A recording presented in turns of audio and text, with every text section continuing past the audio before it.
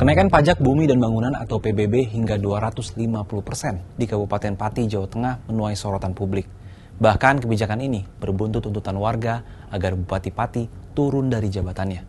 Akan tapi kebijakan kenaikan PBB hingga ratusan persen ini sebenarnya tidak hanya terjadi di Kabupaten Pati, tapi juga di berbagai daerah lain. Bagaimana sebenarnya aturan kenaikan PBB ini? Apakah Pemda bisa menaikkan PBB atau harus berkoordinasi dulu dengan pemerintah pusat? Meski Bupati Pati Sudewo akhirnya telah meminta maaf dan membatalkan kenaikan PBB P2 sebesar 250%, namun unjuk rasa tetap berlangsung pada Rabu 13 Agustus 2025.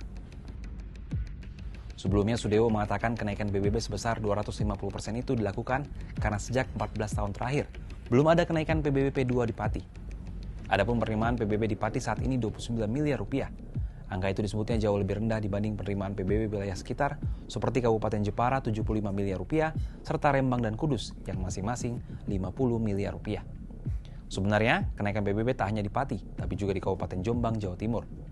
Pemda setempat menaikkan PBB hingga 400%. Kenaikan pajak tersebut mendapat protes keras dari warga Jombang. Terkait kenaikan ini, Kepala Bapenda Kabupaten Jombang Hartono dalam keterangan di Jombang pada Selasa 12 Agustus menjelaskan terkait kenaikan itu.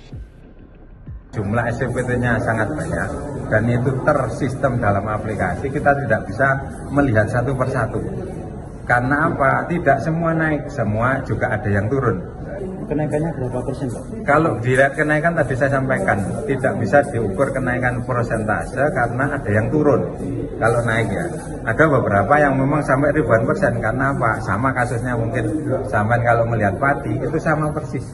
Karena apa? Lama tidak pernah dilakukan updating data. Kebijakan menaikkan PBB oleh pemerintah daerah ini pun menimbulkan pertanyaan. Bagaimana sebenarnya aturan menaikkan PBB suatu daerah?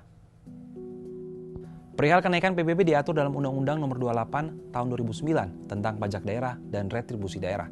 Besaran pajak selanjutnya ditentukan oleh tiap-tiap pemerintah daerah. Pakar Kebijakan Publik Universitas Brawijaya Malang, Andika Mutakin mengatakan, sejak ada aturan otonomi daerah, penentuan NJOP dan tarif PBB menjadi kewenangan penuh pemerintah daerah. Pemerintah daerah menurut Andika punya alasan. Mereka menyebut nilai tanah di wilayahnya atau yang disebut NJOP sudah lama tidak diperbarui.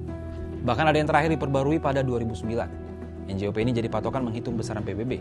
Kalau harga tanah di pasar naik, harusnya NJOP ikut naik. Masalahnya pembaruan NJOP yang dilakukan setelah dibebaskan belasan tahun tersebut langsung diberlakukan sekaligus. Akibatnya kenaikannya terasa sangat besar dan memberatkan, terutama bagi masyarakat biasa yang penghasilan tetap. Sementara harga tanah di daerahnya melonjak akibat pembangunan dan investasi. Wajar jika kenaikannya terlalu mendadak, masyarakat pasti kaget. Oleh karena itu jalan tengahnya, ialah kenaikan bisa dilakukan secara bertahap dan disertai keringanan bagi kelompok yang rentan, seperti petani, pensiunan, atau warga berpenghasilan rendah. Kalau komunikasi pemerintah jelas, warga bisa melihat kenaikan PBB bukan sekedar beban, melainkan bagian dari biaya bersama untuk membiayai pembangunan daerah. Tanpa itu, kebijakan ini justru bisa memicu keresahan. Kebijakan menaikkan PBB oleh pemerintah daerah bertujuan untuk meningkatkan pendapatan asli daerah guna membiayai pembangunan. Namun, kenaikan yang mendadak dan signifikan ini justru memicu protes dari masyarakat, seperti yang terjadi di Pati dan Jombang. Lalu bagaimana langkah yang tepat agar kebijakan ini tidak hanya menguntungkan pemerintah daerah dan tidak membebani masyarakat? Kalau menurut Sobat Kompas, apa tanggapannya?